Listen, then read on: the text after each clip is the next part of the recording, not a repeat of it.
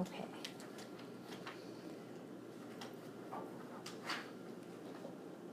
So way back at the beginning of this unit, we talked about things that affect reaction rates. So we've been talking about how fast does a reaction occur, and one of them is a catalyst. So I just want to spend a couple slides talking about what a catalyst is. And you automotive people might know more about this, but like the old-timey cars used to have a catalytic converter, and basically somewhere in the pan, the exhaust pan, there was a metal that acted as a catalyst. I don't know, catalytic converter, I think so. But catalysts are kind of like, if you know the story of the burning bush, they're kind of like they they actively do something, but they aren't consumed. So I always think of that. That's a catalyst. And so they always make reaction rates go faster. And they do so by, and this kind of hurts my brain to think about it, so I can't really give you more details into this, but they actually provide an alternate mechanism, so for the reaction to occur faster. And you're going to see an energy diagram on the next slide, or coming up, and it shows that the reason it occurs faster is it lowers the activation energy required. Okay, so here is an uncatalyzed reaction, formic acid decomposing. The right one then is formic acid decomposing to which a catalyst has been added. I don't know what the catalyst is. But it's notice that we said the activation energy is less. The energy barrier, remember we said like this is the EA, activation energy. Okay, check this out. Now I remember reading this. It's been, okay, the catalyst in this case actually is hydrogen ion, cation, sometimes referred to as just a proton. So it's there. It actually provides an alternate pathway for formic acid to decompose, but it's not consumed. Here's another example of this. The red line is without a catalyst being added. The blue line is the same chemical reaction, starting in the same place, ending at the same place, but to which a catalyst has been added. So again, these energy diagrams, do you remember in this unit of material we said if you have for every elementary step you kind of have a little hump, remember, like that? So this whole extra hump thing, it's actually got a different set of elementary steps going on behind the scenes. So again, the blue, you can definitely see the activation energy is less, it's going to proceed faster. So the problems like that, like the homework that we just turned in, if we did problems with the catalyst, would it look different because you're adding, you'd be adding that extra step in? Yeah, it would be, it would have a different, the elementary steps listed behind the scenes would be different. Yep. Okay. Then, on to part 7. Now notice there's no homework for part 7, okay? But I do want to take a look at it, and you want to take a look at it. All right. So we said that reaction orders don't have to be whole numbers. That's what we're going to talk about now. Reaction orders don't even have to be positive. Reaction orders can be negative. And then actually in that case, increasing the molar concentration decreases the reaction rate, which is kind of hurts my brain. But let's look at a couple examples where you can get 1/2 and then 3/2 reaction order. So we were talking earlier today, a couple of y'all stopped by, and we talked about how you can take these 3 elementary steps, and this is the overall reaction of interest, and how we can focus on the slow rate determining step and come up with a rate law expression that goes with this mechanism. and we can compare it with the observed rate law expression and see if it's right. So let's go ahead and do that now. The problem here in this one is that we're going to focus on, of course, the reactants B and C, but do you buy this, that actually B is an intermediate? Okay, so we're going to have to do some substitution, which will be fine. We're going to do the little trick where the step before it is fast equilibrium, the rate in the forward directions with the rate in the reverse direction. Okay, but we can do that. So here's how that would look. Focusing again on the second elementary step because it's the slow one. We can use molecularity, so those would be first order. And the rate law expression would look like this. Now I probably would put a little subscript 2 there.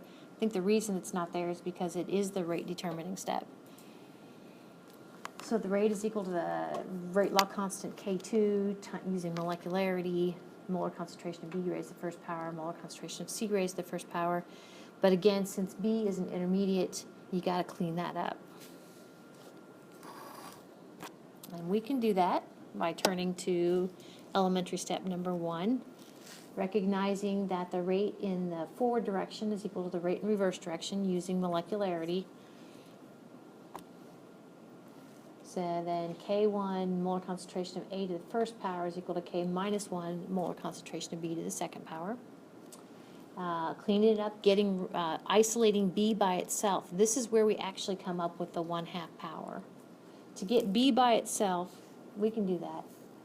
But to get B by itself, basically, you move the K minus 1 over. That's how I would think of it.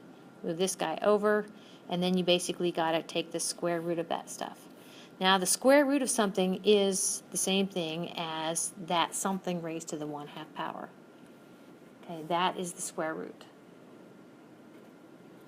So, let's go ahead and do like we did before. We're ready to go ahead and substitute that quantity in for our rate determining step, molar concentration of B. And so, here's what that looks like. So we're going to substitute this in for B. And here we go. So then the rate would be equal to, we have a bunch of K's, K2, K1 over K1 divided by K minus 1 raised to the 1/2 power. We bring in our A to the 1/2 power, and our C comes along for the ride because it was from our rate determining step. So we combine our K's into 1K,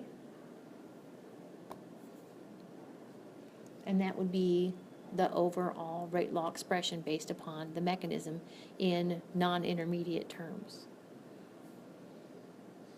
So that's it.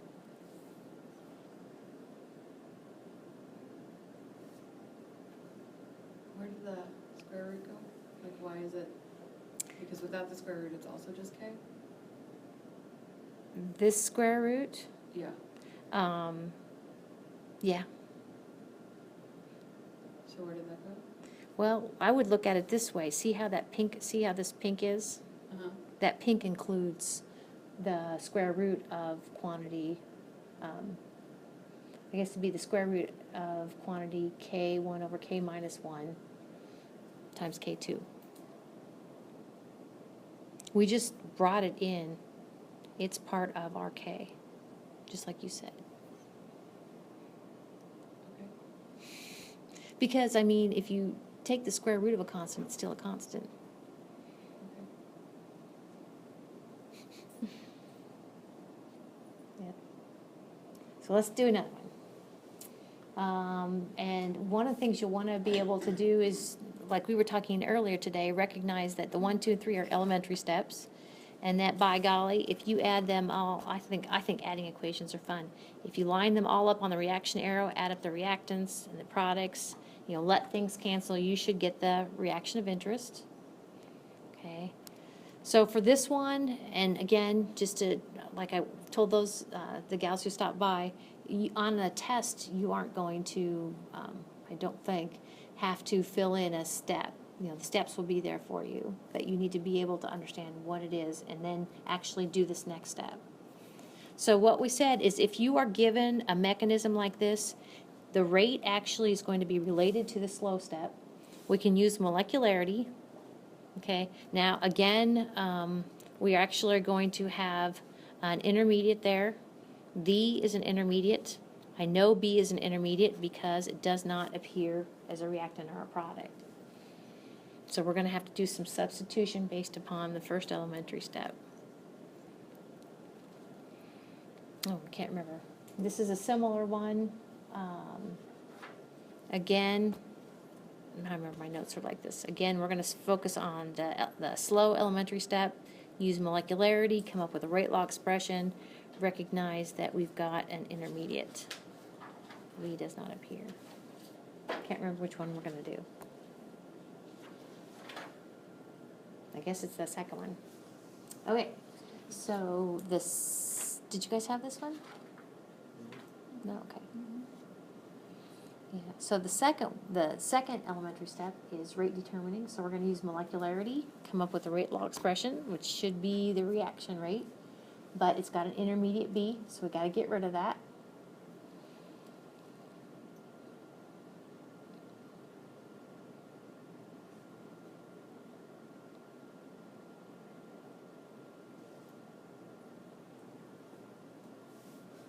It's funny, I like these, and because if you don't have to think too much about it, I just think it's neat that mathematically they come out the same as what you observe, if you're right on with regard to the mechanism. Okay, so we need to get rid of our B. We're going to turn our attention to the first elementary step, fast to equilibrium. The rate in the forward direction is equal to the rate in the reverse direction. Of course, we can write rate law expressions for both of those. Set those equal, and we're going to isolate B.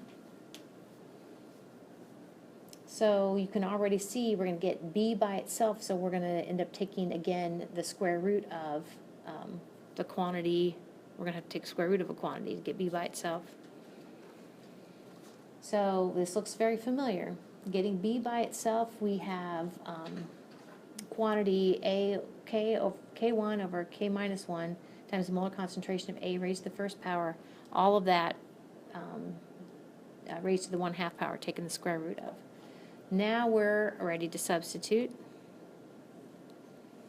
So substitute that quantity on top into for B, and it looks like this. The rate is equal to a bunch of K's, K2 times K1 over K minus 1 raised to the 1/2 power times A to the 1/2 power brought down by the intermediate times just regular old A that came along from the rate determining step. So now here's where we get the 3/2 power. A to the 1/2 times A to the first, we can add their powers together, and that makes it A to the 3/2 power. And our K's again are just going to be, we're going to take that quantity and ball it up into a single K. And we're going to combine those terms. Voila! That's an example of a mechanism that gives you a 3/2 reaction order.